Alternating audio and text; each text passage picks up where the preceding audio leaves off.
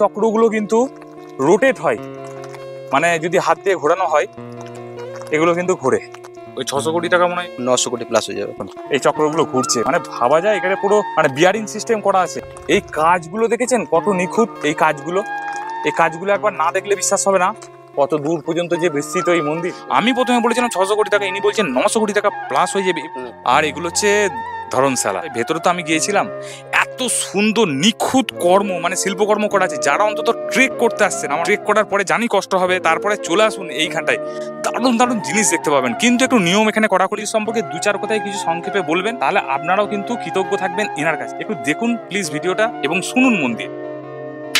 সত্যি এই মন্দিরটার ভেতরে যা আছে না, পার্শ্বনাথের মন্দির, মহাবীরের মন্দির, সমস্ত কিছু আছে। এত জল পড়ছে, মানে ছাতা নিয়ে এই মানে ব্লগটা করছি। দেখুন আমার অবস্থা, দারুণ জায়গা, বিশাল এরিয়া জুড়ে 600 কোটি টাকা মানে ব্যয় করে। এটা হচ্ছে মধুবন, জায়গাটার নাম হচ্ছে মধুবন। এই মধুবনের মন্দির, এটার নাম হচ্ছে তলাটি মন্দির।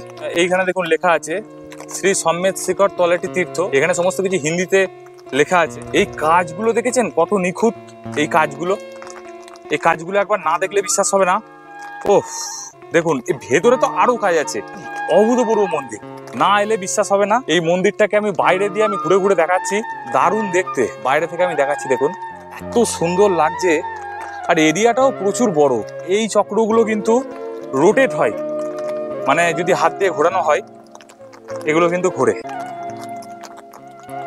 এরকম ঘুরছে, দেখেছেন এই চক্রটা কিরকম ঘুরছে। এটা পুরো পাথরের তৈরি, কাজটা দেখুন কত সুন্দর, মানে না দেখলে বিশ্বাস হবে না। এই হচ্ছে কাজ। ওফ এত সুন্দর, এটা আবার ঘোরে। ওফ প্রচুর টাকা খরচা করে কিন্তু এটা করেছে, মানে কাজগুলো দেখুন কি সুন্দর।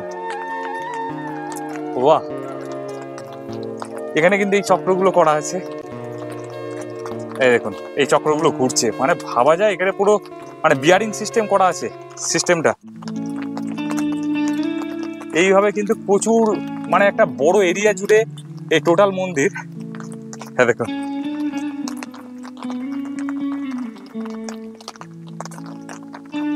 বাহ, বিশাল এরিয়া জুড়ে, আর ভিতরের কাজও দুর্দান্ত কাজ। 600 কোটি টাকা ব্যয় করে কিন্তু এই মন্দির দুর্দান্ত, মানে ওদিকেও আছে কত দূর পর্যন্ত যে বিস্তৃত এই মন্দির, না দেখলে বিশ্বাস হবে না। এদিকেও প্রচুর বড় বড় কমপ্লেক্স রয়েছে। দেখুন মানে এরিয়াটা কতটা বড়, মানে না দেখলে বিশ্বাস হবে না। এগুলো আমার একদিনে প্রদক্ষিণ করা সত্যি বলছি সম্ভব হচ্ছে না, কারণ আমি প্রথমে সম্মেদ শিখরজি পাহাড়ে উঠেছিলাম, ওখানে ট্রেক করি প্রায় 23 থেকে 24 কিলোমিটার। হাঁটাহাঁটির পর নিচে এসে আবার এইখানে আসি, এটাও আমি হেঁটে এসেছি। সামনে থেকে কিন্তু টোটো ফোটো পাওয়া যায়, 50 টাকা দিলে দুজনে নেবে 50 টাকা আমাদের বলছিল, আমরা সাথে ছিলাম দুজন, 50 টাকা নেবে বলছিল। আমরা হেঁটেই চলে এলাম এই তলেটি গ্রাম। আর যাই হোক এখানে আপনারা আসতে পারেন, হেঁটেই চলে আসবেন, কোনো অসুবিধা নেই, কোনো অসুবিধা হওয়ার কথাও নয়। এরিয়াটা দেখুন কত বড়, ভেতরে কিন্তু কোনো কিছু ক্যামেরা অ্যালাউ করবে না। আমি বাইরে থেকে যেটুকু পাচ্ছি দৃশ্য সেইটুকুই মানে তুলে ধরার চেষ্টা করেছি। জৈন তীর্থঙ্করদের ভেতরে মূর্তি আছে, মহাবীর, পার্শ্বনাথ, আরও যে সমস্ত ভগবান তাদের আছেন, অবতার যে সমস্ত আছেন, 24 জন তীর্থঙ্করের মধ্যে অনেকজনের, নেমিনাথজি। যাই হোক এত সুন্দর ভিউ, ভাবা যায় না, দারুণ। এই জায়গাটার নাম হলো তলাটি তীর্থ, দেখেছেন? মানে সম্মেদ শিখরজি পাহাড়ে উঠেছিলাম, মানে পরেশনাথ ট্রেক করার পর নিচে এলাম, দিয়ে জানতে পারলাম যে এখানে একটা বিশাল বড় এই মন্দিরটা রয়েছে। এটার নাম হচ্ছে তলেটি মন্দির। এখানে সবকিছু হিন্দিতে লেখা আছে, হিন্দি খুব কম জানি। তা যাই হোক উপর থেকে দেখতে পাচ্ছিলাম, তা উপর থেকে দেখতে পাওয়ার পর এখানে আসার ইচ্ছে জাগলো, তা আসবো ঠিক করি। তা দেখুন মন্দিরের কি মানে দৃশ্য, না দেখলে বিশ্বাস হবে না ভেতরে। আর এদিকে 24 জন যে তীর্থঙ্কর আছেন, এই 24টা পুরোপুরি এরকম আবার আলাদা আলাদা পুরো মন্দির করা আছে। এই মন্দিরগুলো পুরোপুরি কিন্তু করা আছে। আমি বাইরে থেকে ভিডিও করার অ্যালাউ পাচ্ছি, মানে ভিতরে কিন্তু কোনো রকম ফটো তোলা বারণ, তাই আমি বাইরে থেকে আমি দেখাচ্ছি। দেখুন এই যে এই মন্দিরে এসেছিলাম, এই মন্দিরেরই কিন্তু একজন পুরোহিতকে পেয়ে গেছেন এবং এনার বাড়ি জানতে পারলাম যে পুরুলিয়ায়, এবং উনি বাংলাতে খুব ভালো কথা বলছেন, আমার হিন্দিটা অসুবিধা হচ্ছে।